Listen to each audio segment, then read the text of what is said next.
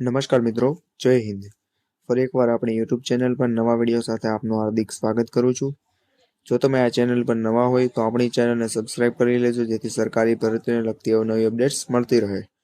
અને જો તમે આપણા વોટ્સએપ ગ્રુપમાં જોડાયા ન હોય તો તેની લિંક ડિસ્ક્રિપ્શનમાં છે, જ્યાંથી તમે જોડાઈ શકો છો, જેથી તમને આ વિડીયોની પીડીએફ પણ મળી જશે.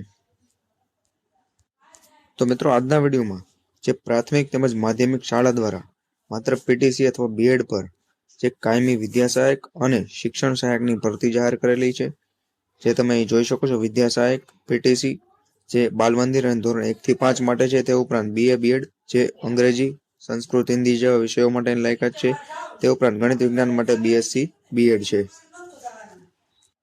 તે ઉપરાંત આ ભરતી માટે ટેટ કે ટાટ પાસ હોવું પણ જરૂરી નથી, એટલે કે માત્ર ડિગ્રી પર જ તમે અરજી કરી શકો છો. ચાલો મિત્રો, વિડીયો શરૂ કરીએ.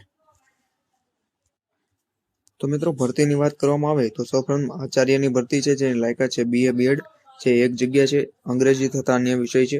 તે ઉપરાંત વિદ્યા સહાયક જે બાલ મંદિર ધોરણ 1 થી 5, તે ઉપરાંત અંગ્રેજી, હિન્દી, સંસ્કૃત, ગણિત વિજ્ઞાન વગેરે જેવા વિષયો છે, જેની લાયકાત છે બીએસસી અથવા બીએડ જે ગણિત વિજ્ઞાન માટે છે, અને બાકીના વિષયો માટે બીએ અથવા બીએડ છે, જેની ખાલી જગ્યાઓ પણ તમે જોઈ શકો છો. તે ઉપરાંત કોમ્પ્યુટર શિક્ષક અને પટ્ટાવાળાની પણ ભરતી આવેલી છે, જેની લાયકાત 10 પાસ અને કોમ્પ્યુટર શિક્ષક માટે બીસીએ તથા એમસીએ છે.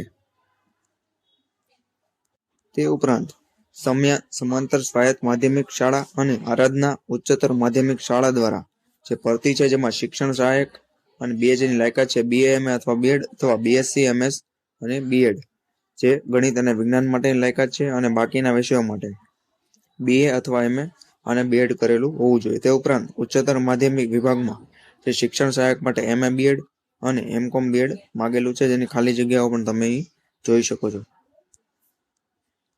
તો મિત્રો, અરજીની વાત કરવામાં આવે તો ઉપરની સ્વનિર્ભર શાળામાં સ્ટાફની ભરતી માટે આગામી વર્ષ જૂન 2024 થી કરવાની હોવાથી લાયકાત ધરાવતા ઈચ્છુક ઉમેદવારોએ સ્વહસ્તાક્ષરે લખેલી અરજી, ગુણપત્રક, પ્રમાણપત્ર, આધાર કાર્ડ, પાન કાર્ડ તેમજ પાસપોર્ટ સાઇઝના ફોટા સાથે કુરિયર કે રૂબરૂ દિવસ 10માં મળે તે રીતે પહોંચતી કરવાની છે. અનુભવને પ્રથમ તક આપવામાં આવશે. તો મિત્રો, આ અરજી જે વિવેકાનંદ શૈક્ષણિક સંકુલ છે બોટાદમાં, તેના તાલુકા સેવા સદન પાસે પાળિયાદ રોડ, બોટાદ, અને અહીં કોન્ટેક્ટ નંબર આપેલા છે, જેના પર તમારે અરજી મોકલવાની રહેશે. તો મિત્રો, આ વિડીયોની પીડીએફ આપણા વોટ્સએપ ગ્રુપ પર પણ મળી જશે. તો આજના વિડીયોમાં બસ આટલું જ. ફરી મળીશું નવી માહિતી સાથે.